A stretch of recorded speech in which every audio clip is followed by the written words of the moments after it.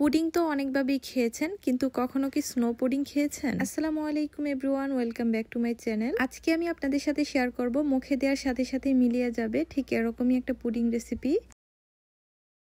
সবার প্রথমেই চুলা একটা ফ্রাই প্যান বসিয়ে দিয়েছি। এরপর এখানে দিয়ে দিচ্ছি 1/3 কাপ পরিমাণ চিনি। এবার চুলার আঁচটা মিডিয়ামে রেখে এভাবেই চিনিটাকে রেখে দিব। যখন চিনিটা গলে সাইড থেকে এরকম কালার আসতে শুরু করবে, ঠিক ওই পর্যায়ে থেকে নাড়তে শুরু করব। সবগুলো চিনি ক্যারামেল হয়ে গিয়েছে আর খুব সুন্দর একটা কালারও চলে এসেছে। এই পর্যায়ে এখানে দিয়ে দিব পানি।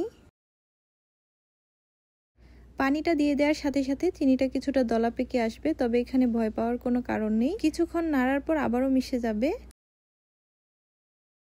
ক্যারামেলটাকে অতিরিক্ত পুড়ে ফেলা যাবে না, তাহলে পুডিংটা খেতে তিতা লাগবে। পানিটা দিয়ে দেওয়ার পর আমি আরও কিছুক্ষণের জন্য জাল করে নিয়েছি। এতে করে পানিটাও কিছুটা শুকিয়ে গিয়েছে আর ক্যারামেলটাও কিন্তু ঘন হয়ে এসেছে। এবার ক্যারামেলটা চুলা থেকে নামিয়ে যে মোল্ডের ভিতরে আমি পুডিংটা সেট করব সেই মোল্ডে ঢেলে দিচ্ছি। এবার ক্যারামেলটা গরম থাকা অবস্থাতেই মোল্ডের ভিতরে সেট করে নিতে হবে। আর এই কাজটা কিন্তু খুব দ্রুতই করতে হয়, কারণ ক্যারামেলটা কিন্তু খুব দ্রুতই জমে যায়। এইদিকে ক্যারামেলটা সেট হতে থাক, অন্যদিকে আমি পুডিংয়ের মিশ্রণটা রেডি করে নিচ্ছি। এইদিকে বড় একটা মিক্সিং বলে আমি 3টা ডিমের সাদা অংশ নিয়ে নিচ্ছি। সাদা অংশ থেকে কুসুমটা আলাদা করে নিচ্ছি, কারণ এখানে আমাদের শুধুমাত্র সাদা অংশটাই লাগবে।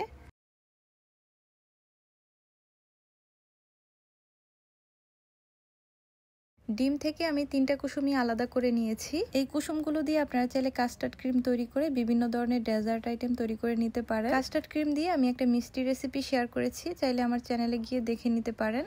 এবার একটা ইলেকট্রিক বিটার দিয়ে ডিমের সাদা অংশগুলোকে আমি কিছুক্ষণের জন্য বিট করে নিচ্ছি। কয়েক সেকেন্ডের জন্য বিট করে নেওয়ার পর এখানে দিয়ে দিচ্ছি চিনি। চিনিটা একেবারে দিব না, অল্প অল্প করে দিব আর বিট করে নিব।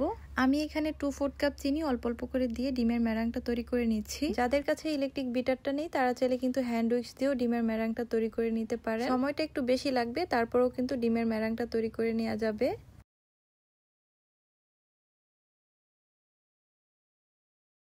সম্পূর্ণ চিনিটা এখানে অল্প অল্প করে দিয়ে ডিমের ম্যারাংটা তৈরি করে নিয়েছি। এবার এখানে ফ্লেভারের জন্য দিয়ে দিচ্ছি 1 চা চামচ পরিমাণ ভ্যানিলা এসেন্স।